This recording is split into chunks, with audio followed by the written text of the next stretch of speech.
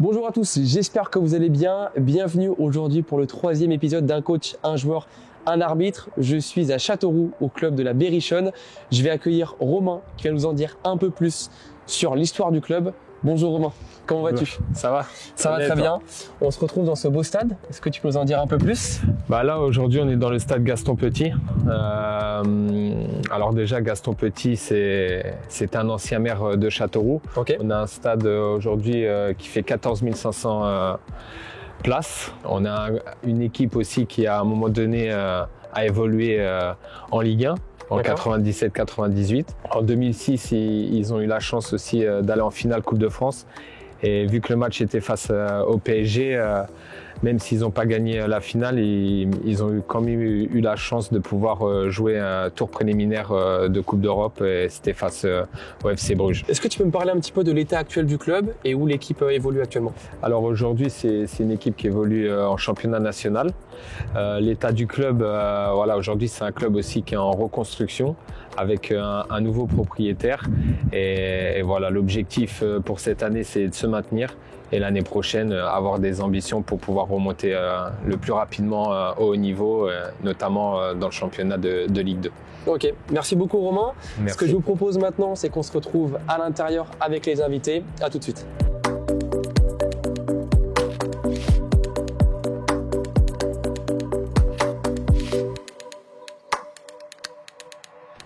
Bonjour à tous, merci d'être présents. Je vais vous proposer de vous présenter pour commencer. Je commence avec toi Olivier. Olivier Sargalia, entraîneur de la Berrichonne de Châteauroux. Geoffrey. Geoffrey Durban, attaquant de la Berrichonne Châteauroux. Et pour finir Christopher. Christopher Imbert, arbitre de district. Pour que tout le monde vous connaisse un peu mieux, peut-être qu'il y a des supporters de Châteauroux qui regardent cette vidéo, des supporters de Laval quand tu as pu jouer à Laval. Donc on va présenter un petit peu tous les profils, votre parcours surtout, comment vous êtes arrivé joueur, coach ou arbitre. Je te laisse commencer Olivier. Moi j'ai mis le nez dedans tout petit, et puis j'ai suivi la filière normale, classique, avec centre de formation à Grenoble, ma ville natale. Premier contrat pro à Grenoble, premier match en pro à Grenoble. Après un passage à Châteauroux, où j'ai été joueur aussi ici. Je suis retourné à Grenoble et j'ai fini ma carrière au Red Star en 2001. Ok. Et puis j'ai basculé tout de suite derrière sur le métier d'entraîneur à la formation à Grenoble. Donc tu avais à peu près quel âge quand tu as commencé à coacher? Et tout de suite, dès que j'ai arrêté, je vais avoir 31 ans. Ouais, 31 ans, ça fait maintenant plus de... Waouh. ça fait longtemps que j'entraîne. Ouais, ça fait 23 ans. Je crois que c'est ma 23e ou 24e saison que j'entraîne. Geoffrey, je te laisse nous parler un peu de ton parcours. Moi, j'ai commencé le foot à 5 ans, à Villemont. Après, un petit passage entre mes parents qui se sont séparés. Du coup, je suis parti à Bobigny. Après Bobigny, j'ai fait mes classes jusqu'à 15 ans. Après, centre d'information à Beauvais, 2 ans. Après, j'ai décidé de revenir sur Paris avec le Restart, où j'ai fait toutes mes classes jusqu'à le monde senior. Et après, j'ai signé avec la nationale. J'ai fait mes premiers pas en national là-bas et j'ai fait 2 ans et demi. Après, je suis parti jouer un peu en N2 pour avoir du temps de jeu. J'ai tourné un peu. Et après, je suis revenu sur la région parisienne à Saumur en CFA. Et après, Sedan, Bastia-Bourgo en national. Et après, Laval. On a monté avec Laval en Ligue 2. Et donc une saison complète en Ligue 2 du coup. Une saison complète en Ligue 2, ouais. Et là, du coup, Châteauroux cette année. Donc depuis le début de saison. Depuis le début de saison, ouais, c'est ça. Ça fait une année. Ok. Et Christopher? Et moi, j'ai eu un parcours un peu moins glorieux que vous. Moi, j'ai fait que du district en tant que joueur et jeune. Voilà. J'ai commencé, j'ai presque toujours joué au même endroit, à Vendeuve. Voilà, un petit club à côté de chez moi. Puis derrière, au bout d'un moment, j'avais fait le tour des clubs dans le département. Puis il y a un club à côté de chez moi qui recherchait un arbitre. Et puis par vocation, j'avais quelqu'un de ma famille qui adorait ça. Et je me suis lancé. Voilà. Puis maintenant, ça fait 4 ans que j'arbitre. Voilà, auprès de mon district. Et je suis aussi observateur pour observer des jeunes qui débutent. Voilà. Donc, je vais pas préciser, mais tu représentes, entre guillemets, le district de l'Indre. Ouais, c'est ça, ouais. Pour le premier sujet, j'aimerais qu'on parle un peu de frustration. C'est un peu ce qui peut entraîner parfois des cartons, des incompréhensions. Et il y a des frustrations autant chez les arbitres, en fait, que chez les joueurs. Je me tourne un peu vers vous, donc le monde des joueurs et des coachs. Qu'est-ce qui vous frustre sur un terrain, concrètement? Autant les adversaires que les arbitres, des choses qui vous énerve, vous comprenez pas forcément. Ça peut être aussi des règles mal faites, concrètement. C'est comme tout le monde, quoi. Ce qui est frustrant, c'est l'erreur. Alors, nous, on commet des erreurs, bien sûr, mais les arbitres en commettent aussi, et c'est frustrant. Quand on perd un match sur une erreur d'arbitrage, il n'y a rien de plus frustrant. Ouais, et nous, ça nous est arrivé pas mal de fois dans la première partie de saison où il y a eu des décisions contraires qui se sont avérées être contraires après visionnage de vidéos. Et c'est vrai que c'est frustrant parce que les gars donnent tout sur le terrain, ils respectent le plan de jeu, on est arrivé à faire des super matchs et sur des erreurs d'arbitrage, on perd des points qui peuvent coûter cher à la fin de la saison, quoi. Et c'est la vie d'un club, c'est des salariés, c'est des joueurs, c'est un staff, c'est toute une région qui peut en pâtir, quoi. Et tu le vis comment, sur le coup? Je le vis mal sur le coup. Il y a un dialogue après, avec un arbitre? Mais le problème, c'est ça, c'est qu'il y a rarement des dialogues. On peut pas discuter avec eux. Il y a très peu d'arbitres avec qui on peut discuter. Okay. Et moi, je peux concevoir qu'il y ait des erreurs. Parce que c'est pas facile d'arbitrer. Et surtout à ce niveau-là, il n'y a pas de vidéo, il n'y a rien, ils sont livrés à eux-mêmes. Mais voilà, on peut commettre des erreurs, mais derrière, accepter de discuter et reconnaître l'erreur. Moi, je suis allé dans les vestiaires d'arbitres avec les images à l'appui. Images à l'appui, ils veulent pas regarder, quoi. Ils s'en foutent, quoi. Voilà, ils ont fait l'erreur, mais au moins qu'ils l'admettent, qu'ils disent oui, je me suis trompé. Comme nous, on se trompe. Qu'ils nous disent oui, je me suis trompé, je suis désolé, je me suis trompé. Même pas ça, quoi. Ils sont capables mais de le ça, faire. en tout cas, ça te désamorcerait une certaine frustration après le match? Bien sûr. Bien sûr, parce que l'erreur est humaine. C'est un métier qui est pas facile aujourd'hui. Arbitrer, c'est très compliqué. Ça va de plus en plus vite. C'est difficile. Les gens en Ligue 1 avec la VAR, c'est compliqué. Alors imaginez-vous en Ligue 2 déjà c'est compliqué. En National c'est compliqué aussi. Je rebondis sur ce que tu dis. On dit souvent que plus on monte, plus c'est facile d'arbitrer. Et finalement, plus tu montes, plus ça va vite. Ça va de plus en plus vite. Les joueurs vont de plus en plus vite. Le ballon circule de plus en plus vite. Donc les arbitres, c'est difficile pour eux. On en est conscient. On sait que c'est difficile pour eux. Mais je trouve qu'il y a toute une pédagogie qui est pas mise en place. Ou qui est régulière en tout cas. Ce que tu me dis. Ouais, suivant le profil de l'arbitre, tu le retrouves comme tu le retrouves pas. Voilà, il y a des arbitres avec qui on peut discuter. Moi, il y a des arbitres, des fois, je m'excite sur le banc de touche, il y a des arbitres qui viennent me voir avec le sourire, ce sera Gabriel, calmez-vous, et je me calme tout de suite. Et puis il y en a d'autres qui comprennent pas notre frustration. Ils savent pas qu'on joue notre peau, on joue notre vie. Ouais. Donc eux, ils se trompent, c'est pas grave, ils vont être ils sont remis un peu. On leur tape sur les doigts le lundi quand ils refont les matchs, puis après c'est terminé, ils continuent d'arbitrer. Nous, on peut se retrouver au chômage, quoi. On a des bouches à mourir aussi. Donc la comparaison sur ça, alors je précise, je fais pas partie du monde national, mais de ce que je connais, il y a des managers, donc on va dire donc il y a des observateurs, donc qui notent pour les classements, mais il y a aussi ils ont un retour de toute façon à tous les matchs. Il y a un match raté, effectivement, ça peut faire sauter plusieurs matchs derrière, mais ils ne vivent pas de l'arbitrage en national comparé à vous. C'est ça, c'est qu'ils ont leur travail à côté. Et puis même s'ils se trompent, qu'ils sont déclassés, ils peuvent remonter après. C'est pas même catastrophique si en soi, mais c'est plus ça reste embêtant quand même. Ça reste embêtant. Mais c'est pas à votre hauteur. Ouais. Mais au moins je sais pas, qu'il y ait un dialogue. Mais je trouve qu'il n'y a pas assez de dialogue. Il n'y a pas assez de dialogue. Mais même sur le terrain avec les joueurs. Ils vous parlent pas? Mais non, du tout. Ils sont très peu. Ils sont très hautains. Quand j'ai l'impression que il y a que qui ont raison et toi, le jour, t'as tort. Tu vois. Donc, J'ai vu un reportage là sur Canal, un arbitre où il y avait son micro, c'était Lille-Marseille. Je sais plus qui. Bastien Deschépy, ouais. Voilà. Sur Prime, ça vient de sortir. Le micro sur lui. Et tomber sur un arbitre comme ça, mais voilà, c'est un régal, quoi. Même quand il se trompe, il le dit. C'est surtout que moi, si je rebondis sur ce que tu dis, il communiquait bien, mais il communiquait pas trop non plus. C'était assez classique. Il peut pas y avoir des débats sur chaque décision parce que le match, tu peux pas, quoi. Il faut que ça enchaîne. Mais c'était très correct. Une phrase, un mot, le joueur, il va se calmer tout de suite. J'étais joueur quand ils arrivaient comme ça, ils se mettaient le nez contre nez, ils sortaient le carton en direct. Ils disaient, c'est pas, arrête de faire le zéro, quoi. On discute, on est des êtres humains. Donc, voilà, l'exemple, il est clair, là, sur cet arbitrage-là. Ils discutaient, pourtant c'est Lille-Marseille, c'est une place européenne, c'est match à gros enjeu. Tout s'est bien passé. Il a commis des erreurs. Mais personne ne lui en a voulu parce que tout s'est bien passé, parce qu'il communique. Il faut communiquer, quoi. Ok. Et il manque de communication. C'est un truc de fou. Donc même à votre niveau, du coup. Encore plus à notre niveau. Ok. Encore plus. Et quand tu dis manque de communication, c'est parfois même pas une phrase d'explication, rien du tout. Rien. C'est tout de suite le carton. Tout de suite, je vais vous sortir. Tout de suite le carton. Même pas par la parole, t'as pas un rappel à l'ordre, t'as rien direct. Tout dépend du type de. Tout dépend du type de faute. Ce qui peut expliquer ça, même si je suis complètement, c'est pas censé s'expliquer, mais je suis complètement d'accord, vous avez besoin d'explications. Parfois, tu arrives face à des joueurs qui sont perpétuellement comment dire, dans la contestation. Donc tu perds cette fibre d'explication. Tu veux te protéger. Tu as cette protection. Souvent, c'est le capitaine parce que c'est lui qui va faire la relation entre l'arbitre et... Même avec le capitaine, parfois, c'est compliqué. Ouais, mais des fois, tu vois que l'arbitre, il va avoir... le capitaine, il dit, j'ai ce joueur-là en ligne de mire, il ne faut pas qu'il vienne me parler, tu vois. Ok. Ouais, c'est vraiment déjà le match comme ça, c'est pas bon. Ouais. Si on globalise un petit peu tout, t'aimerais que ce soit plus simple. Plus simple, plus. Et puis moi, si l'arbitre il reconnaît son erreur, au contraire, moi je le déclasse pas. Si le mec qui vient le juger et qui dit ouais il s'est trompé, non, il a reconnu son erreur, bravo. Je pense que c'est pas encore la vision. Autant dans le monde professionnel que le monde amateur. Je suis d'accord avec toi. Ça doit changer. Mais il y a ce truc un peu de se dire, j'ai pas envie de dire de cacher l'erreur, mais comment je vais rebondir après, tu vois, comment je vais la faire oublier. C'est jamais évident, surtout. Et c'est jamais évident de. Moi, c'est ce que j'essaie de faire, en tout cas, avec mes vidéos, d'expliquer, et je me mets un petit peu à nu, finalement, sur Internet, en montrant mes erreurs et en expliquant, mais c'est très compliqué de le faire, surtout quand tu as des envies d'aller plus haut, etc. C'est très compliqué. En tout cas, cette honnêteté le fait d'avouer son erreur, peut-être qu'il y en a qui le font, mais c'est pas généralisé. Ce qui fait que parfois, c'est compliqué de. Mais il devrait. Mais derrière, il y a des, comme tu dis, il y a des répercussions. Il devrait former. Après, je pense que la formation des arbitres aussi à sa part de responsabilité, il devrait les former à ça.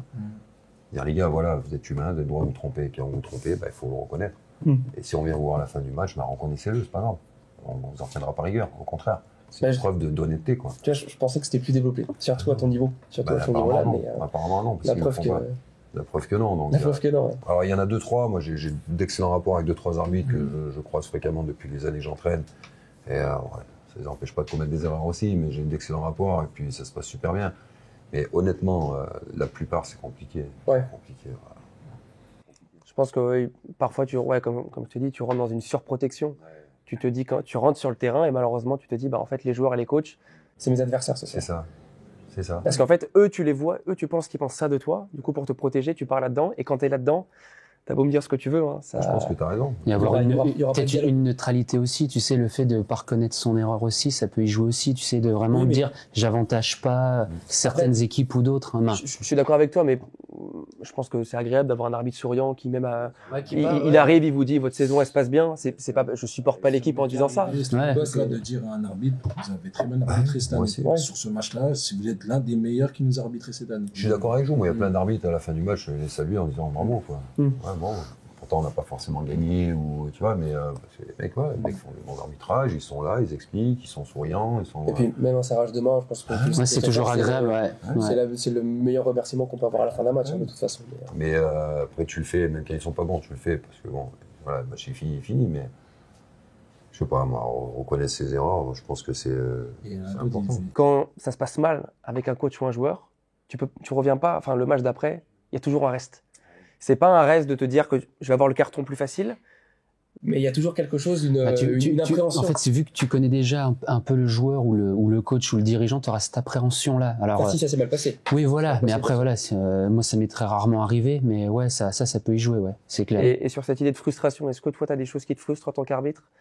Des choses. Non, moi, à mon niveau, je suis ouvert au dialogue. Mais pareil, des fois, je vais tomber sur des gars, juste leur parler, les appeler et tout, et nous, à notre niveau, on a le carton blanc. C'est juste pour les contestations, en fait. Et c'est un truc que je trouve très bien. C'est mieux qu'un jaune. Eux, ils aiment pas parce qu'ils sont obligés de sortir 10 minutes. Donc, je sais pas si vous avez l'info, il sort 10 minutes, en fait. Voilà. Et pour les contestations. Et je trouve ça très bien, justement. Des fois, je les appelle. Alors, ils me disent quoi? Qu'est-ce qu'il y a? Là, tout de suite, je voulais juste leur parler. J'y mets un blanc. Voilà. Alors, il dit, pourquoi? Je dis, je voulais juste vous parler. Voilà. Mais il me répond mal. J'essaye de bien parler, mais des fois, c'est que c'est pas évident, en fait. Alors, je sais pas vous, comment ça réagit et tout. Mais voilà. Et, je trouve que cette idée-là, pareil aussi, tout de suite, peut-être le jaune, il y aurait peut-être d'autres cartons à ce niveau-là, d'une autre couleur, qui permettrait peut-être 10 minutes que le joueur se calme et tout. Ça pourrait, sur certains matchs, peut-être, y jouer. Même pour les joueurs, ça fait retomber un peu la pression. Parce que c'est assez marrant, en fait, c'est l'extrême inverse. C'est-à-dire que vous arrivez pas à discuter. Et nous, on a des joueurs qui sont pas ouverts au dialogue. C'est exactement le. Après, il y en a qui dialoguent, les gars. Voilà. Je pense qu'au niveau, je pense que ça joue pas pareil. Oui, bien sûr. Il n'y a pas d'enjeu économique. Et puis vous avez un comportement aussi de base à avoir. Vous pouvez pas vous permettre de faire n'importe quoi. Il y a un dialogue, mais il y a je pense pas que ça peut. Moi, je pense que tout peut se résoudre. En parlant, en communiquant. Okay. Mais après, il faut qu'ils apprennent à communiquer aussi. Quoi. Il faut que nous, moi, il y a plein de fois, j'aurais mérité un carton. Plein de fois. que ce soit en tant que joueur, j'en ai pris assez. Que ce soit en tant que joueur ou en tant qu'entraîneur, je reconnais, des fois, on est là, mais parce que on a la pression, voilà, on a subi beaucoup de pression, donc on s'excite un peu trop, je le reconnais. Mais s'ils ont ce savoir-faire, il y en a plein qui ont ce savoir-faire. Moi, il y en a qui viennent vers moi, ils me parlent, mais ils me calment tout de suite. Et donc avec Ils me calment tout de suite. une voix plutôt cool, une voix plutôt Ouais, ferme. avec le sourire. Avec le sourire, ouais. Ah oui, ils viennent vers moi, arrêtez, c'est bon, avec le sourire. Mais ça me calme tout de suite. Et j'ai plus envie de lui crier après, d'ailleurs. Au contraire, je lui souris, je lui tape sur l'épaule et c'est fini. Parce que c'est vrai que c'est pas facile quand on voit un banc fou ou un coach, te dis comment je vais l'aborder. Est-ce que je vais parler? Est-ce que je vais tout de suite à la sanction? Il faut qu'ils comprennent que il y a des enjeux. Ouais. Il y a des enjeux. Nous, on joue l'avenir d'un club, d'une région, d'une ville, parce que le Berry-Châteauroux sans la Berry-Chan, c'est plus pareil. Allez interviewer le maire, il vous dira. Les joueurs qui jouent leur place, on joue gros quoi, à chaque match. Donc ils sont à même de comprendre qu'à un moment donné, qu'il y a une décision contraire ou une grosse erreur de leur part, il faut on le dit quoi. Après c'est sûr, si on insulte l'arbitre quoi que ce soit, non, je veux dire, jamais je me permettrai d'insulter l'arbitre, mais de ne pas comprendre, de lever les bras, voilà. Il y en a, à peine on lève les bras, ils viennent, vous levez encore les bras, je vous mets dehors. J'ai le droit de lever les bras si tu trompes quoi. Ah, ne trompe pas, je lève pas les bras. Donc tu vois, c'est dis-le-moi différemment. Et il y en a plein qui vont dire, regarde, calmez-vous avec les gestes et tout, je me suis trompé, voilà, ça arrive et tout. Bah, ça calme tout de suite. Okay. Moi, ça me calme en tout cas. C'est vrai que comme tu dis, avouer son erreur, que ce soit même dans les formations ou tout ça, c'est pas quelque chose qui est précisé, je dirais même qui est conseillé en fait. Alors que comme tu dis, c'est ce qui vous calme le plus. Mais tu siffles et après coup tu dis merde. Je me suis peut-être trompé, et que ça gueule et tout, pour désamorcer le truc, voilà, ça t'arrive même le joueur, ça t'arrive de louper des passes, de louper des buts. Moi, voilà, je suis humain, ça m'arrive de me tromper. Et le joueur, il va se calmer, mais c'est sûr. Et toi, quand en tant qu'arbitre, quand tu sais que tu as fait une erreur, toi, à ton bas niveau, est-ce que tu arrives tu compenses, il y a un truc? Non, la compensation, je pense que c'est le danger. C'est le danger, parce que la compensation, pour le coup, on fait une erreur, et on fait une autre erreur. Donc on fait 2 erreurs finalement. Donc non, la compensation, j'ai envie de dire, elle rentre quand mentalement t'es plus dedans, ou que tu veux te sauver un peu la peau, mais il faut pas rentrer en compensation. Par contre, avouer son erreur, c'est intéressant, mais au bon moment. Tu vois, par exemple, si tu as un vrai doute après un but et que tu t'en rends compte, parfois tu te rends compte plus tard en fait, etc. Tu peux pas avouer une minute après, ou si le but est marqué, le coup d'envoi est joué, ah bah je me suis peut-être trompé. Te dire, là tu te fais incendier. Comment ça, on vient de marquer, vous me dites que vous êtes trompé, ou t'annules le but. Oui, sur un but. Donc je pense qu'il y a des moments intéressants, mais c'est important. Mais à la fin du match. À la fin du match, t'as plus rien à jouer.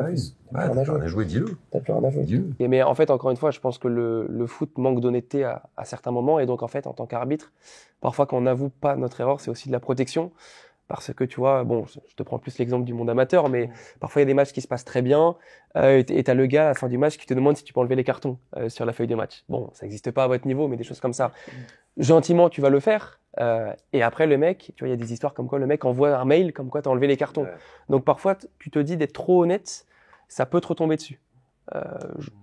Je pense que vous avez l'air d'être honnête, et c'est que malheureusement, il y a eu des coups où t'as ce truc où tu te protèges beaucoup. T'as beaucoup d'équipes, parfois de joueurs qui ont du vice pour te faire tomber. Et donc nous, du coup, on développe un truc, mais ça fait que tout ça, c'est vicieux et c'est pas humain. Moi, je pense que, au même titre que je pense que la formation des footballeurs françaises, on vante le centre de la formation française, française. Je pense qu'on est en retard sur pas mal de points. On a pris du retard, en tout cas, on était en avance quelques années, là, on a pris du retard. Et au niveau de la formation des arbitres, c'est pareil. Je pense qu'il manque un lien entre les deux, tout simplement. Les arbitres français aujourd'hui, ils sont à un niveau qui est compliqué quand même, qui est très compliqué. Hein.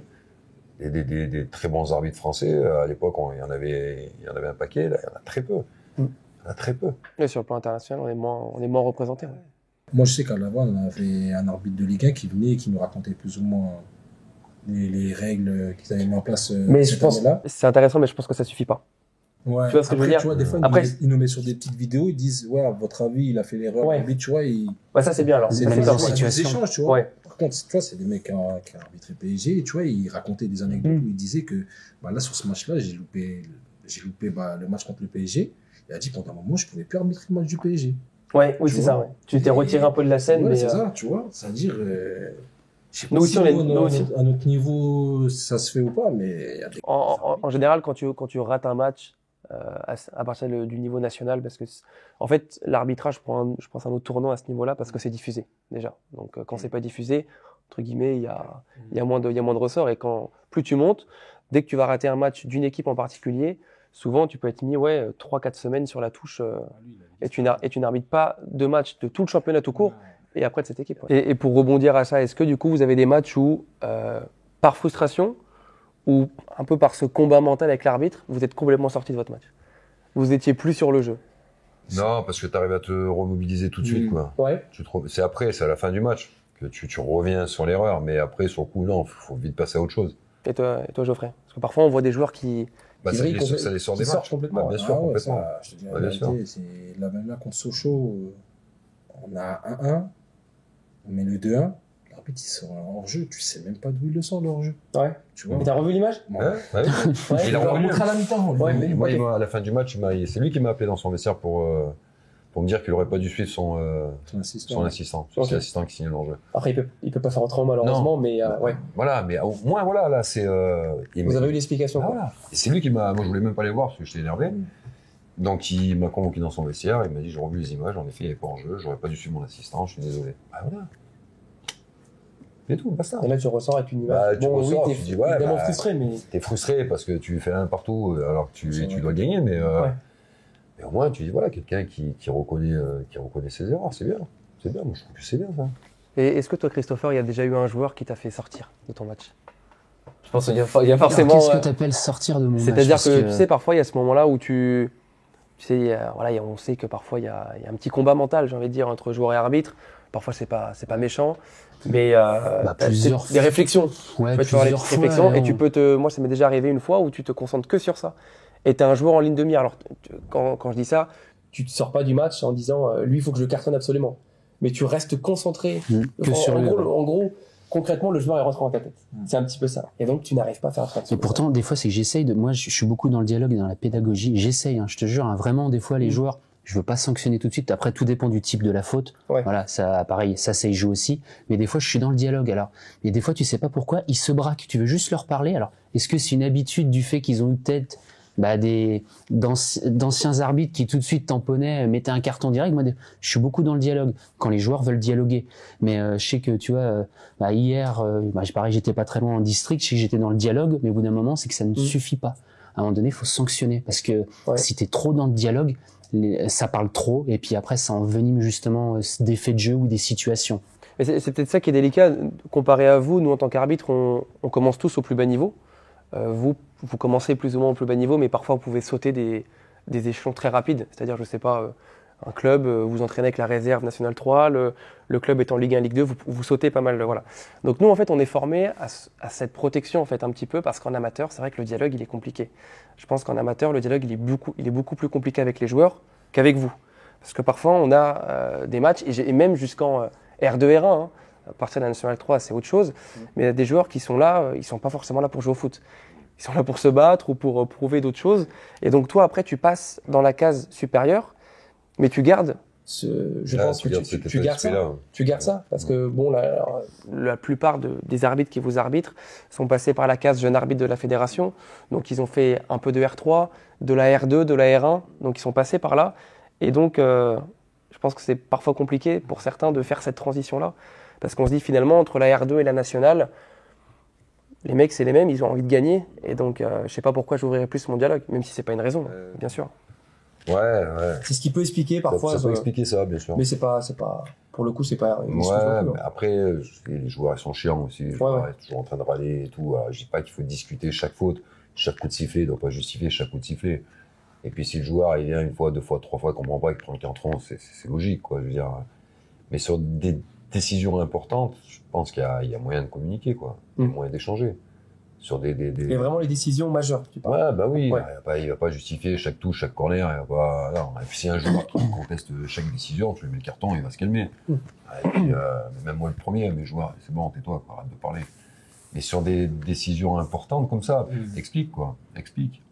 Ok. Explique pourquoi tu prends cette J'ai décision. l'impression que chaque arbitre a sa façon d'arbitrer. Ouais, c'est j'ai ça. l'impression.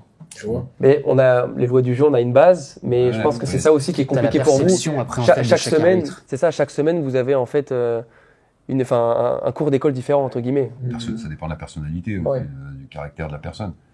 Ouais, il y a Angoula, qui arbitre, qui a été footballeur, qui a en plus envoyé, lui, qui a joué, qui a cassé du bois. Ouais, il racassait, ouais. C'est ça, ça, avec ouais. les arbitres, ouais. Mais il échange. Je trouve que c'est un très bon arbitre parce qu'il change. Il échange, pardon. Il a ce vécu de joueur. Et ça, je pense que ça l'aide énormément aussi. Ah oui, il sait ça comment l'aide les énormément. joueurs perçoivent les arbitres et tout. Et puis, il y a cet échange. Mais même si t'as pas été joueur, les arbitres, en général, ils ont tous joué au football. Ouais, À un petit niveau. en général, Voilà, très grande partie. La plupart, ouais, un petit Très peu niveau. qui commencent arbitre dès le début quand même, c'est très rare. Ouais, c'est rare. Et donc, ils ont tous tapé dans le ballon. Mais, voilà, je sais pas, moi, échanger, quoi. Échanger. Arrêtez de prendre les joueurs de haut.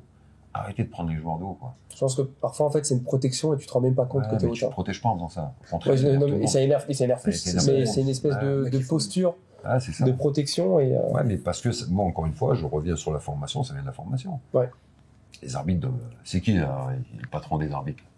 le patron, j'ai plus son prénom. Ah bah là, il me pose une colle pareille. J'ai vu Là, plus son prénom, c'était un ancien arbitre de Ligue 1 qui est donc actuellement directeur technique de l'arbitrage. Après t'as des formations au district, donc dans chaque département, au niveau régional dans les ligues, et après tu as des managers à chaque niveau, donc F4 National 2, F3 donc Fédéral 3, vous National du coup, et donc t'as des managers qui après ils ont des formations, je dirais c'est surtout des analyses par rapport à leur Il y a match. des analyses C'est de par rapport à leur match, ouais. qui sont faites, mais au départ, sur la formation des arbitres, l'aspect humain et la pédagogie doit être une part essentielle de la formation. Mais Bien sûr, il y a des- J'ai fait des formations là, ça fait c'est essentiel. 2-3 mois que je suis devenu formateur entre guillemets.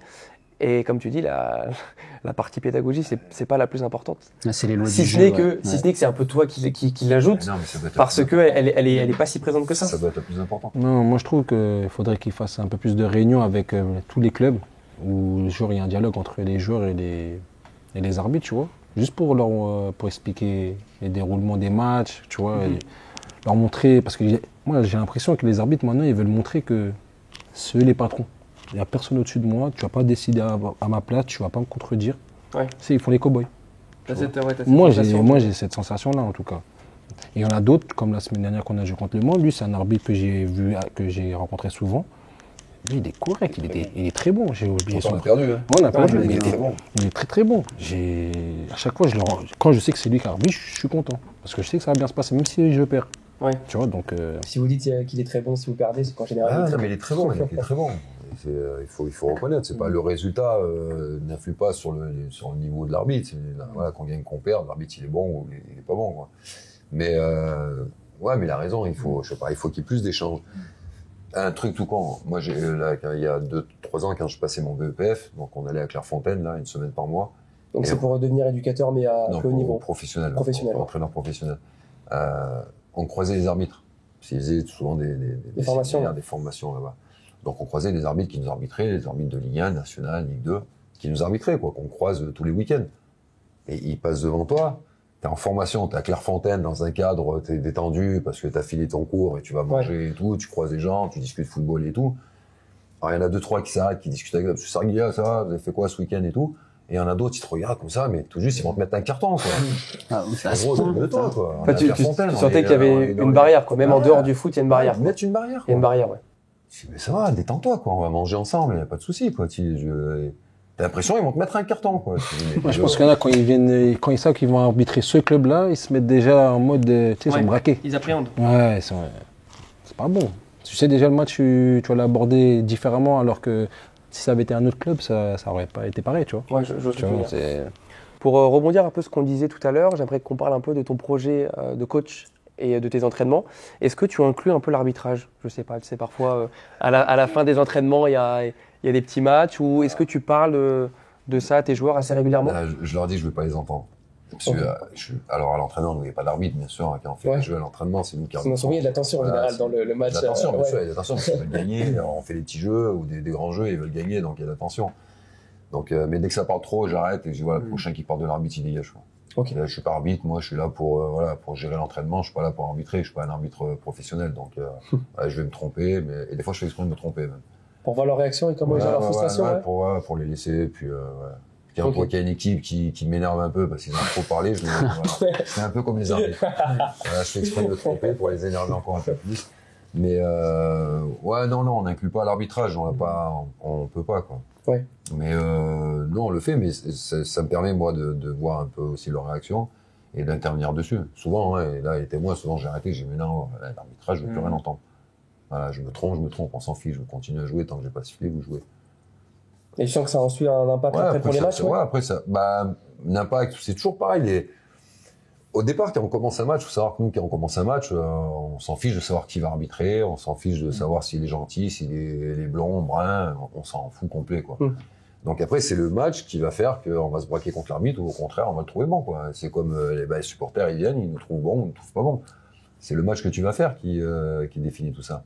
Nous, j'ai aucun a priori sur les arbitres, quoi, à part ceux qui nous ont déjà arbitré et qui n'ont pas été très bons. Ça s'est mal passé. Ouais. Mais même quand il y a un arbitre qui nous a déjà arbitré qui n'a pas été très bon, je rentre sur le terrain tranquille, quoi. Je me dis pas. Oui, tu fais abstraction. Ah ouais, tu remets tout à zéro, en fait. Il n'a pas été bon là-dedans, il n'a pas été bon la dernière fois, peut-être qu'il va être bon aujourd'hui. Mais après, c'est le match, de la manière dont il se déroule, qui nous fait vriller ou pas, quoi. Ouais. J'aimerais qu'on parle un peu maintenant du championnat national qui vous concerne. C'est vrai que c'est un championnat assez particulier. Moi, je m'y suis un peu intéressé cette année. Toutes les équipes, en fait, se valent plus ou moins. Il n'y a pas d'équipe décrochée. C'est là où passent les futurs meilleurs arbitres, les futurs meilleurs joueurs aussi.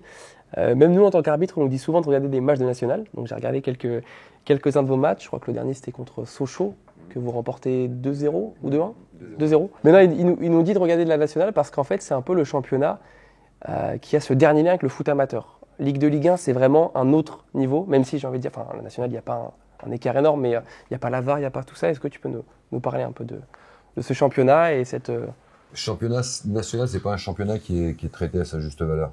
Okay. Moi, je pense qu'il y a peu de différence entre le championnat national et le championnat Ligue 2. Je pense qu'une bonne équipe de nationale peut se maintenir facilement en Ligue 2. Voilà.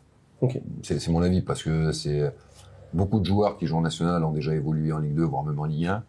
Aujourd'hui, il y a beaucoup de coachs qui ont entraîné même en Ligue 1 qui coachent en national.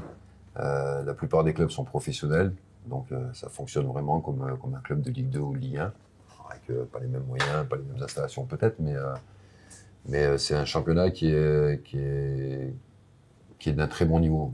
On le voit sur les matchs de coupe. Alors la coupe c'est toujours différent, mais il y a eu des confrontations nationales Ligue 1 ou nationales Ligue 2. C'est souvent ces équipes-là qui créent les surprises. Il n'y a pas beaucoup de différence. Il n'y a pas beaucoup de différence. La plupart des joueurs nationaux, la plupart, je veux dire 80%, sont passés par des centres de formation.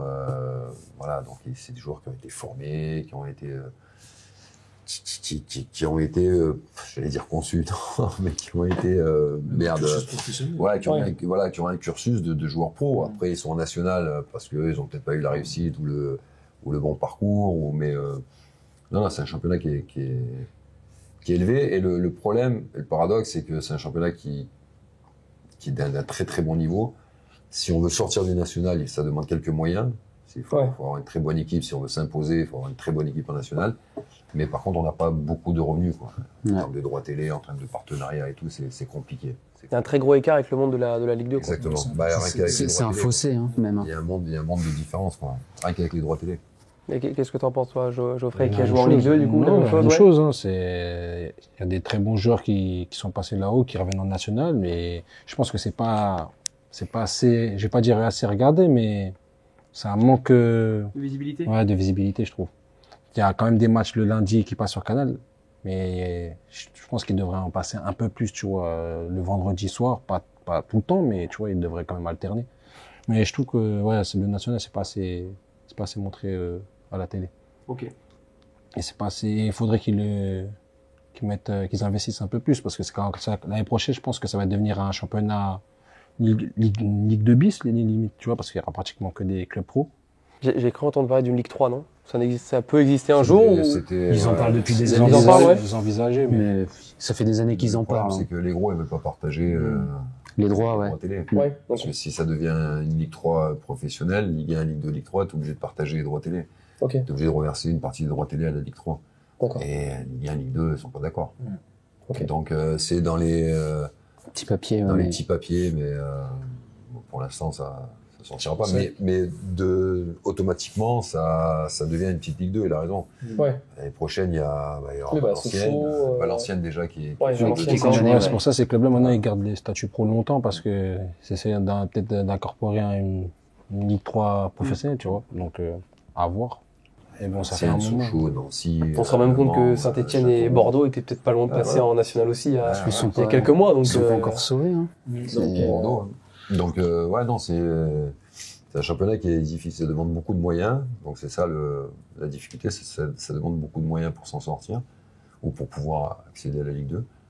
Et il y a très peu d'entrées d'argent. Mais en termes de niveau, si on parle juste en termes de niveau, c'est un niveau très intéressant. Et j'aimerais qu'on enchaîne du coup un peu sur la préparation mentale et sur même l'aspect mental, autant des arbitres, des coachs et des joueurs. Dans ce championnat, en fait, avec 6 descentes, vous avez une pression constante.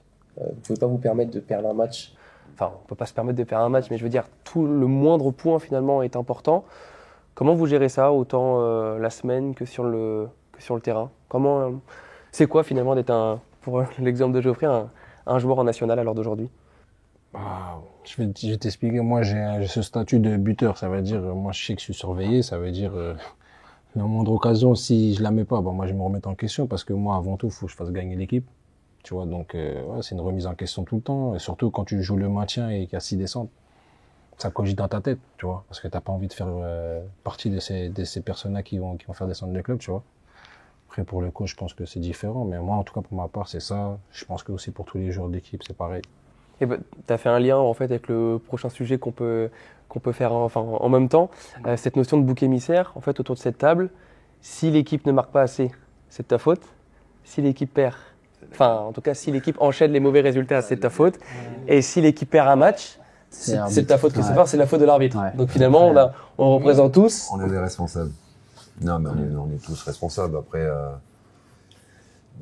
Nous, c'est particulier. La Bergson Châteauroux, c'est particulier parce qu'on a commencé difficilement la saison, quoi. Ouais. On a attaqué que le 15 juillet avec 2 joueurs. Il a fallu faire signer des joueurs en une semaine, faire signer 13 joueurs parce qu'il n'y avait plus de joueurs.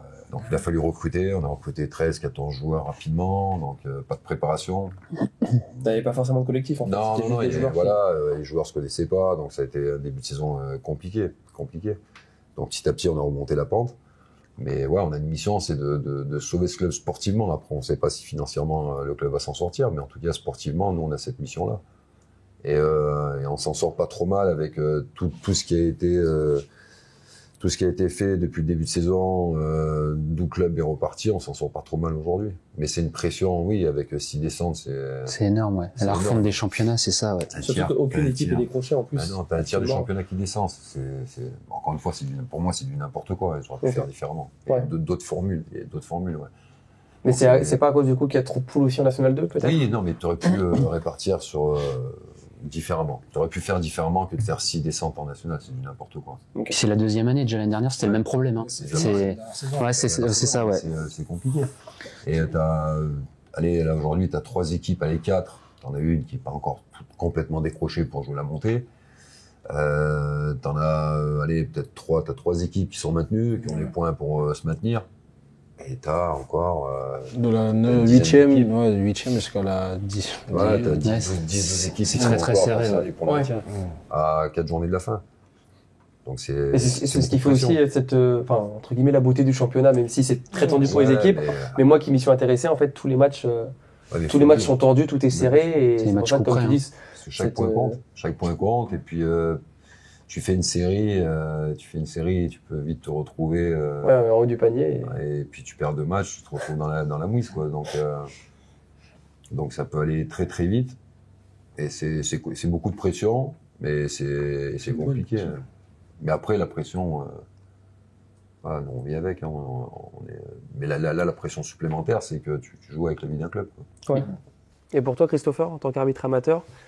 Et en fin de saison aussi. Ouais, tout dépend pareil du type de match. C'est puis pareil, comparé à leur niveau, moi c'est pas comparable du tout. Hein, Après, en amateur, il y a quand même beaucoup de pression. On s'en rend pas compte sur les arbitres. Il n'y en a pas autant pour les joueurs, Moi, mais comme parfois, tu vois, ça peut être l'environnement extérieur ou un ensemble de choses aussi. Des fois, ça arrive que ça se passe bien sur le terrain, puis des fois, ça arrive que c'est derrière la main courante. Hein. Des fois, il y a ça aussi. Hein. Non, rigole pas, je te jure, c'est vrai. Hein. Ouais, mais parce que je lis des fois les. Je te jure, ça se passe super bien. C'est vrai, surtout dans Les ces défenses, régions-là, c'est très compliqué, chaud. ouais. Mais ça se passe super bien. Puis des fois, derrière la main courante, un mec va dire un truc totalement débile. Alors ça va faire péter un gars. Le mec, il va monter dans les tours, il va se retourner, faire un geste qu'il aurait pas dû faire.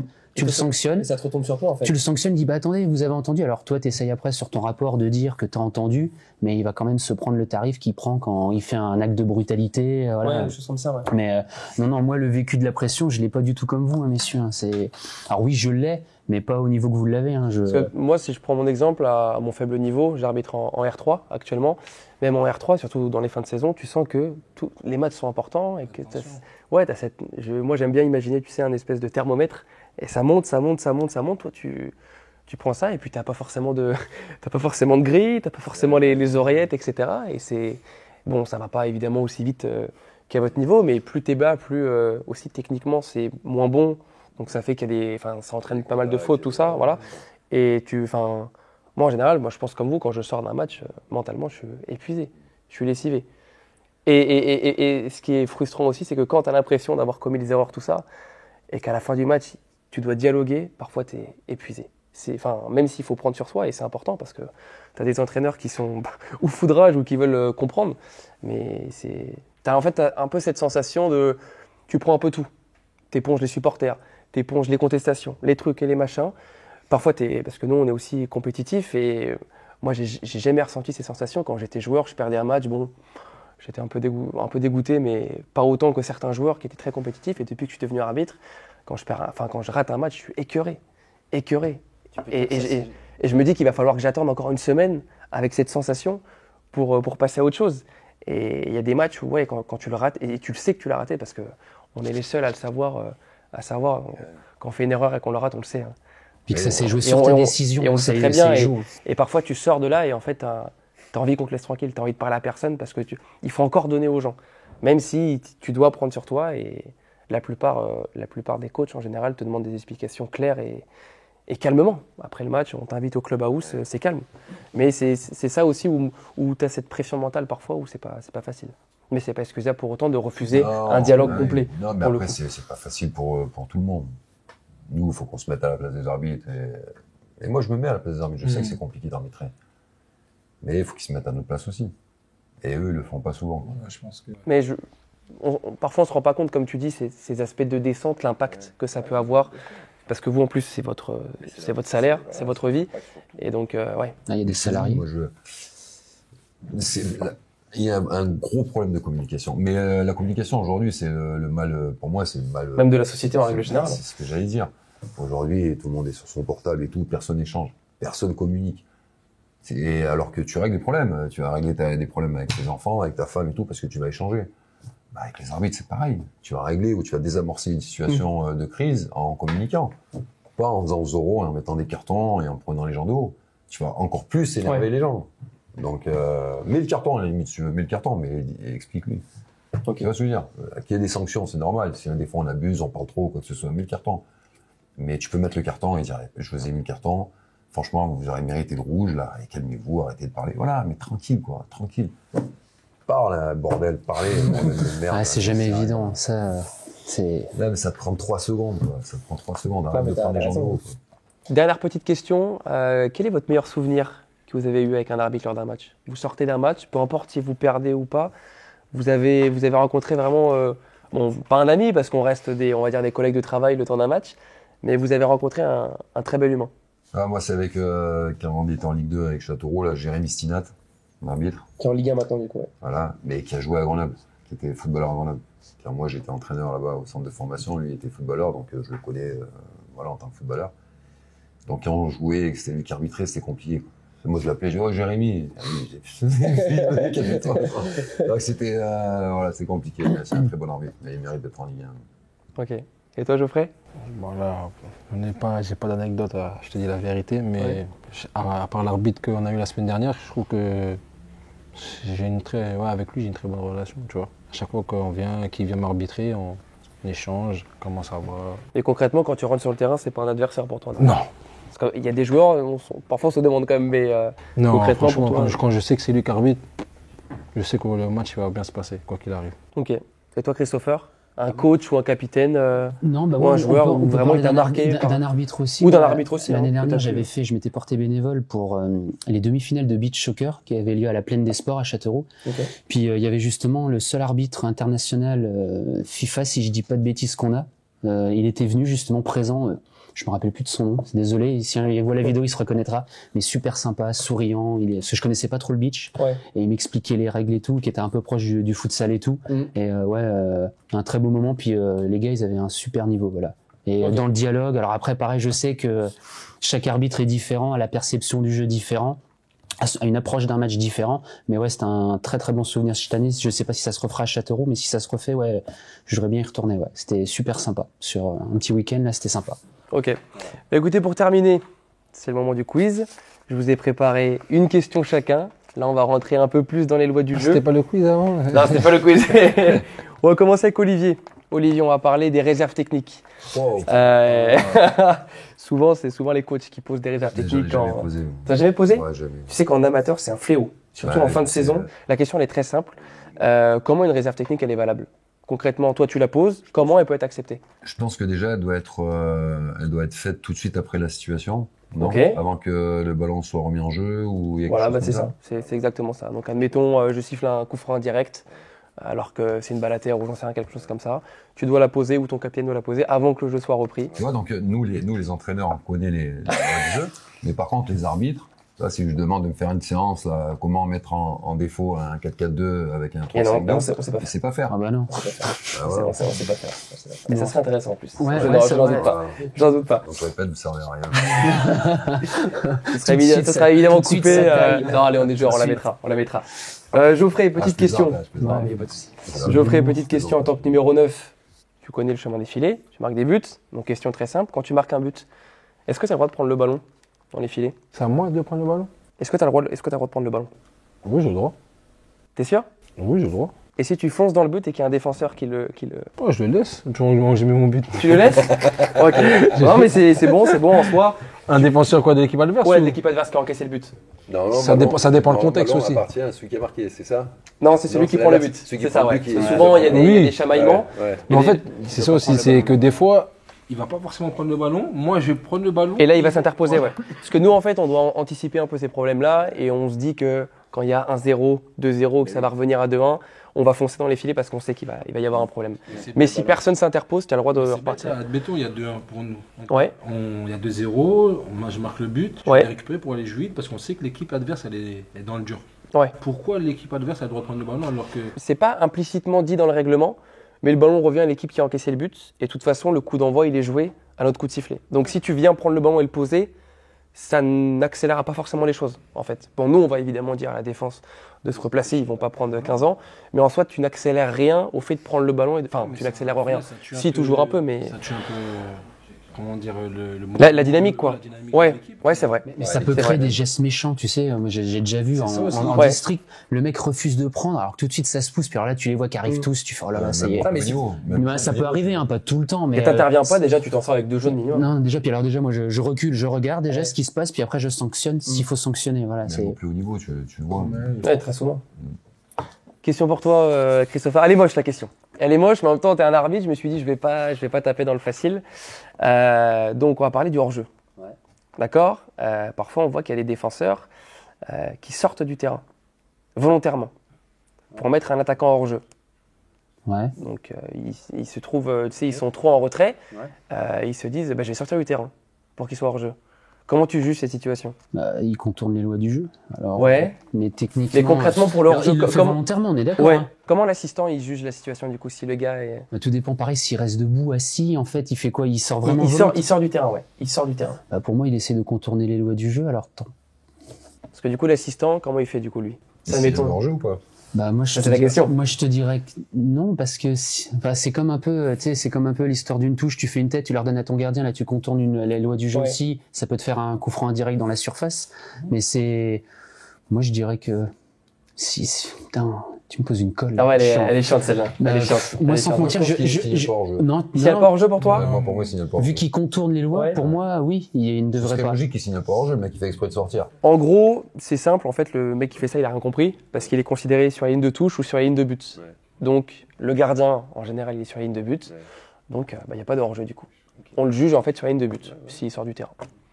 Mais il y a que quand genre il y a des soigneurs et tout, il est en dehors du jeu. Non, là, il compte pas par contre. Voilà, c'est ça. Par contre, un joueur blessé sur le terrain, tant que l'arbitre n'arrête pas le jeu, ça compte pour leur jeu par contre. là où faut que tu dois faire Donc là, c'est pas. Ouais, si le mec il est, tu sais, il est par terre à 20 mètres de son but. Tiens, j'ai une autre question. Ouais. Là, Geoffrey se présente tout seul devant le gardien. Ouais, Il élimine le gardien et il frappe pour marquer. ouais. Et t'as un adversaire, un remplaçant adverse qui s'échappe Ouais. derrière, il rentre sur le terrain et il empêche le ballon d'entrer. Il empêche le ballon de rentrer. Et bah, Alors pénal. déjà, il prend rouge Ouais. Ouais. pour. Et but ou il n'y a pas but? Bah, si le ballon n'a pas franchi, il n'y a pas but. Par contre, il y aura penalty. Ouais. Mais ça, c'est très mal fait. Penalty. C'est penalty. Parce que moi, j'ai vu ça, ça date, hein, sur les C'est au centre de penalty, formation de Grenoble. Et il y avait eu coup franc indirect dans les 16 mètres. Il y avait eu... En fait, maintenant, un joueur supplémentaire, donc c'est-à-dire un remplaçant, par exemple, ou un gars qui rentre et qui n'a pas le droit, qui fait une faute ou qui touche le ballon, on sanctionne sa présence. D'accord. Et donc, si il y a Dans les si c'est surfaces. physique, Ouais. c'est coup franc direct ou pénalty dans la surface. D'accord. Mais tu vois, je prends l'exemple du rugby. Au rugby, tu as l'essai de pénalité, où en gros, ça peut être compté même si le mec n'a pas aplati. Et là, du coup, bah, comme une main, regarde, le mec qui arrête le ballon de la main, pénalty Et rouge, ça, et si tu rates le pénalty. c'est quoi le quota des matchs quand tu prends rouge comme ça, t'arrêtes? Bah, Tu prends en cher? soi, nous, on n'a pas le lien avec les commissions. Ok. C'est-à-dire que nous, on met notre carton, on met le motif, on met le rapport, mais on ne sait pas. En général, le rouge direct, tu as 1-2 matchs, et si c'est rouge direct, faute grossière ou acte de brutalité, là, c'est plus, par contre. Mais nous, on n'a pas de regard là-dessus. Merci beaucoup pour d'avoir participé. Merci à vous. Ça a été un vrai plaisir. C'était sympa. Merci. Un petit mot de la fin, Communiquer. communication, Voilà. et on vous souhaite que du bon, en tout cas, pour la fin de saison. Le maintien. Allez, à la prochaine.